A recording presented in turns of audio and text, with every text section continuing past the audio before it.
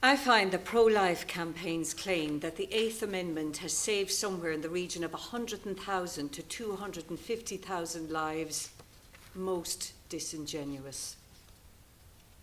In 2005, my own abortion saved my life, as has it allowed me to go on to have children later on in my life, in a secure and safe environment where I can provide for my family. In 2004, a year that saw my mother suffer serious mental illness, a year my parents separated, and a year that saw me date Jay. He was 25, I was 21, and I was in awe of this charming man. I was a student nurse, completely broke, but determined to complete my studies. His apartment proved to be a refuge from my mother's wailing and threats of suicide. That December, the pill failed me, and I became pregnant. I was distraught and completely panicking. I had no money, nowhere to call home, and I did not know how I was going to juggle my very demanding nursing studies and a baby. Jay did not want to know. I had ruined his life by getting pregnant.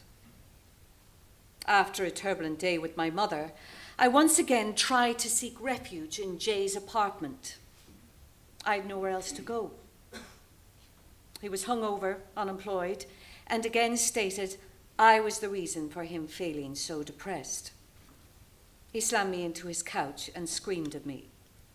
I tried to escape, but he slapped me so hard in the face I fell back into the sofa, and he continued screaming at me. So much so, it turned out his neighbour in the apartment next to his banged on the door to see if everything was okay. The rant continued for felt like forever, until he dragged me by the coat along the floor and then shoved me out the front door. I walked away, straight to the quays by the IFSC, and jumped into the Liffey. I had ruined my life. No one wanted me. I didn't want to be pregnant. There was nowhere to go. The stigma, the thought of not qualifying, being poor and dependent on social welfare.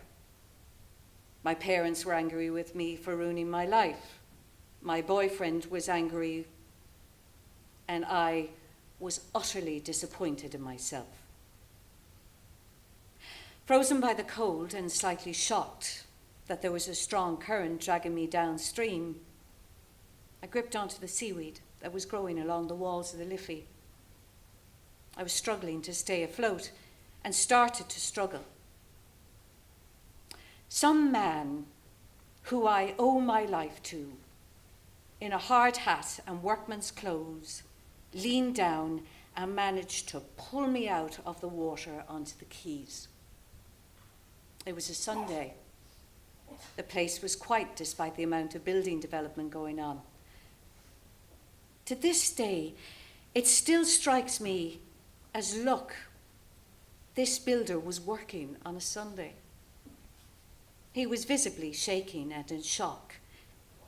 I just took off my heavy wet coat, thanked him, and briskly walked away from him, hailing a taxi at the same time, while he followed me, wanting to know if I was okay.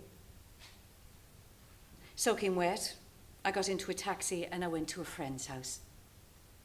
From there, we knew someone who had had an abortion in Liverpool. I managed to get a number and book a flight. Because of the cost, I had to wait another few weeks so I could afford the abortion. I was working part-time in a nursing home as a carer and worked all over Christmas and New Year for good pay, as well as extra twilight shifts after college in the month of January to save the money needed for when I got to Liverpool. The morning sickness and my altering body shape was a daily reminder. There was no escaping it. I was constantly crying. Jay contacted me saying I owed him for rent. In fact, he hounded me and I was a complete nervous wreck. In absolute weakness, I handed him over my pay for the Christmas period. I put my signature to my paycheck for just under €500. Anything to get him off my back and stop the verbal abuse. It wasn't until February 2005 that I could book the flights and have enough money to pay BPAS when I got there.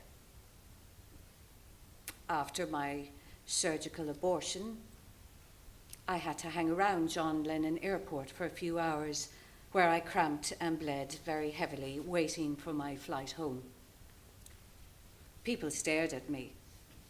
I must have looked like crap. My eyes were red and swollen with pain. I found it hard to pass urine and let out deep groans in the toilets in the airport when eventually I could pee. I didn't realize I would bleed so much. I packed my underwear with wads of tissue. 2 days later, the cramping increased, and my GP advised me to go to the Rotunda Emergency Department. I was admitted and planned for a D&C for incomplete abortion. But that night before my planned D&C, wriggling and wincing in pain, I passed what was left of the pregnancy.